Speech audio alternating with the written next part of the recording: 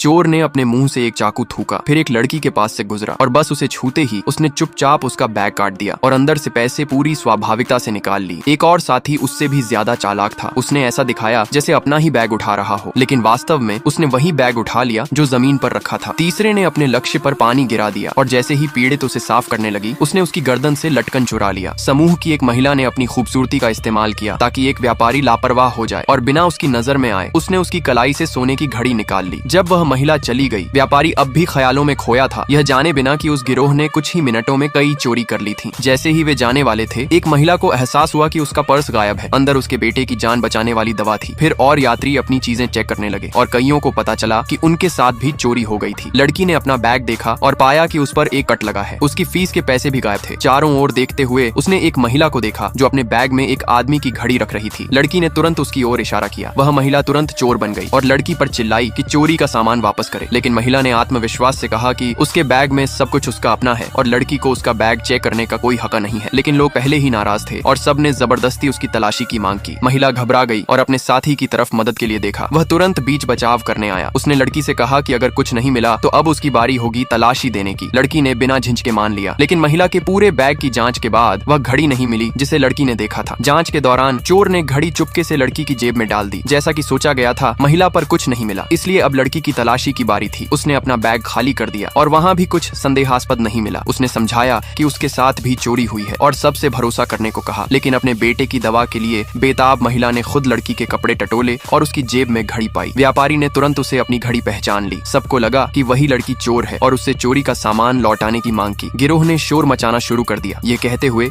कि लड़की को बांध कर सौंप देना चाहिए। लड़की ने कहा कि उसका पिता पुलिस है, लेकिन किसी ने यकीन नहीं किया। उन्हें यह नहीं पता था कि उसका पिता सिर्फ पुलिस नहीं बल्कि मशहूर एंटी रोबरी स्क्वाड का कप्तान है। 18 साल पहले उसकी पत्नी की मौत हो गई थी जब उसने एक चोर को पकड़ने की कोशिश की थी जिसने उसका गला काट दिया था। तभी से उस आदमी ने कसम खाई थी कि वह चोरों का नामो निशान मिटा देगा और चोरी विरोधी अधिकारी बन गया। उस दिन वह भी ट्रेन में सफर कर रहा था और पुलिसिया अंदाज से उसने नोटिस किया कि चोरों का सरगना चोरी कर रहा है। वह तुरंत उसके पीछे गया, लेकिन उसे खाली हाथ पाया। चोर ने कहा कि वह सुधर चुका है और अब चोरी नहीं करता। आदमी ने भरोसा नहीं किया। उसने मेज पर शराबी होने का नाटक किया और जैसा उसने सोचा था, चोर ने उसका फोन चुराने की कोशिश की। आदमी ने उसे तुरंत पकड़ लिया। चोर पकड़े जाने पर लड़ने लगा, लेकिन पुलिस वाला ताकतवर था और जल्दी ही उसे बेहोश कर दिया। उसने उसका फोन चेक किया और पाया कि उसके कई साथी हैं। तभी उसे अपनी बेटी का मदद का संदेश मिला। इस बीच डिब्बे में लोगों ने लड़की की सारी चीजें चेक कर ली थी। उन्हें सिर्फ एक घड़ी मिली और गुस्से में उन्होंने तय किया कि लड़की को और खोजने के लिए निर्वस्त्र किया जाए। उसी नाजुक समय पर पिता आखिरकार पहुंच गया।